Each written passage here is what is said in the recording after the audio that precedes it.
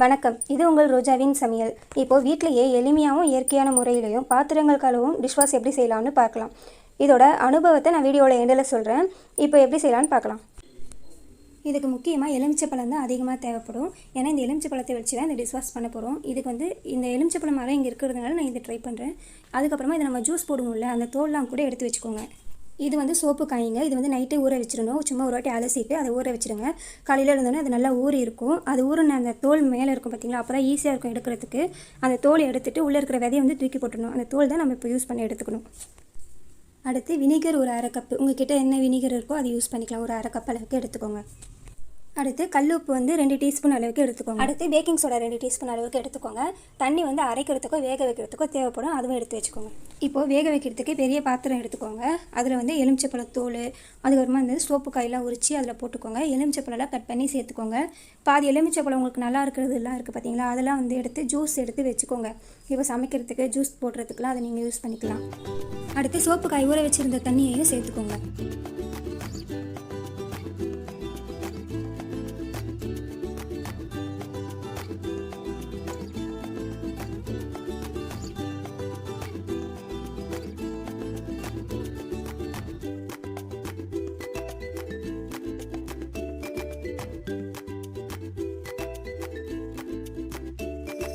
இப்போ கட் பண்ணி வச்சுருக்கிற எல்லா எலுமிச்சை பழத்தையும் சேர்த்துட்டு நல்லா கட் பண்ணிக்கோங்க. 1/4 பெரிய எலுமிச்சியாக இருந்தால் 1க்கு 4 கட் பண்ணிக்கோங்க. சின்னதாக இருந்தால் 1 2 கட் பண்ணிக்கோங்க. இப்போ தண்ணி பாதி அளவுக்கு விட்டுட்டு நல்லா கொதிக்க வைங்க.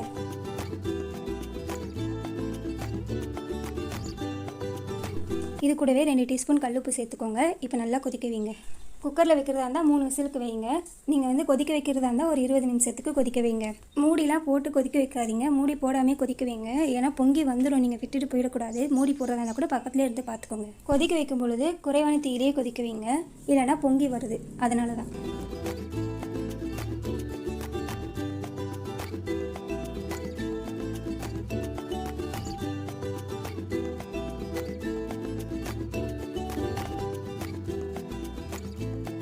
இப்போ இது நல்லா வெந்துடுச்சு. இது இப்போ ஆற வைக்கணும். சூடோடு போட்டு அரைக்க வேணாம். இது சூடு ஆறின பிறகு இப்போ அரைச்சிக்கணும். அவ்வளோதாங்க. இது இப்போ நல்லாவே சூடு ஆறிடுச்சு. இப்போ இதை அரைச்சி எடுத்துக்கணும்.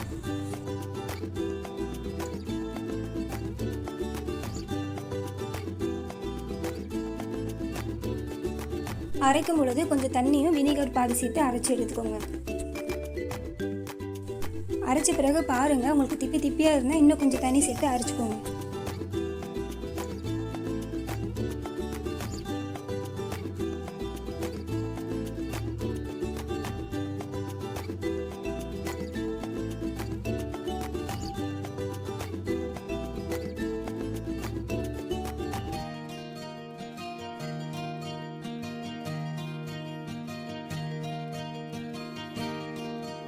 அவ்வளோதாங்க. அடுத்து இதே போல் தான் அரைச்சிக்கணும். இதில் இருக்கிற தண்ணி அதில் ஊற்றிடுங்க. இன்னும் கொஞ்சம் தண்ணி இந்த மிக்சியில் சேர்த்துட்டு வினிகர் இருக்கிற பாதி வினிகரை சேர்த்துட்டு மொத்தமாக அரைச்சி எடுத்துக்கோங்க.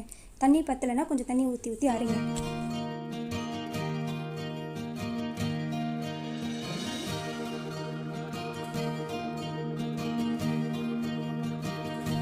அவ்வளோதாங்க. இது போல் எல்லாமே அரைச்சி எடுத்துக்கிட்டு இன்னும் ஒரு அரை கப் அளவுக்கு தண்ணி ஊற்றிட்டு, கொஞ்சம் தண்ணியாக இருந்துச்சுன்னா உங்களுக்கு வடிகட்டும் பொழுது ஈஸியாக இருக்கும். அதனால் இதுக்கு மேலே இன்னும் ஒரு பாதி கப் அளவுக்கு தண்ணி ஊற்றிட்டு நல்லா கலந்துக்கோங்க. கலந்துட்டு அதுக்கப்புறமா வடிகட்டிட்டு எடுத்துக்கோங்க.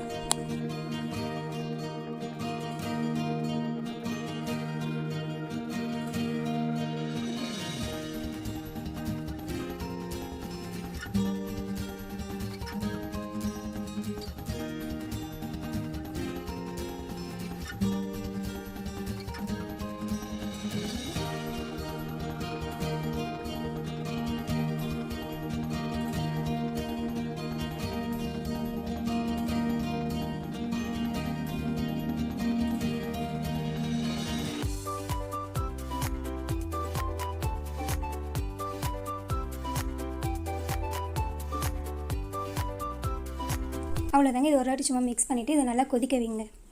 இது நல்லா 5 நிமிஷம் வரைக்கும் நல்லா கொதிக்கணும். நல்லா கொதித்த பிறகு ஆற வச்சு எடுத்துக்கோங்க.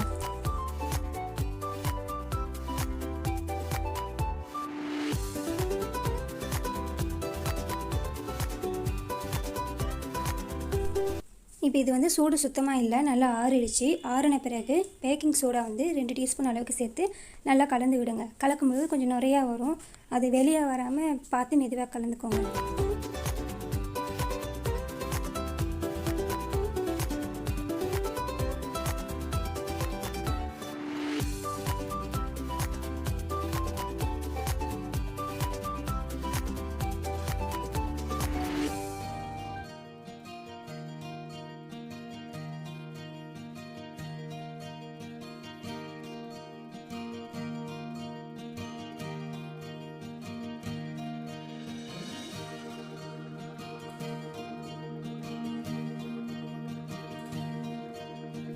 அவ்வளோதாங்க. இது போல் நல்லா கலந்த பிறகு கொஞ்சம் நேரம் கழித்து இந்த நுரெல்லாம் அடங்கிடும். இதை வந்து வேறு பாட்டிலில் வந்து ஸ்டோர் பண்ணி வச்சுக்கோங்க.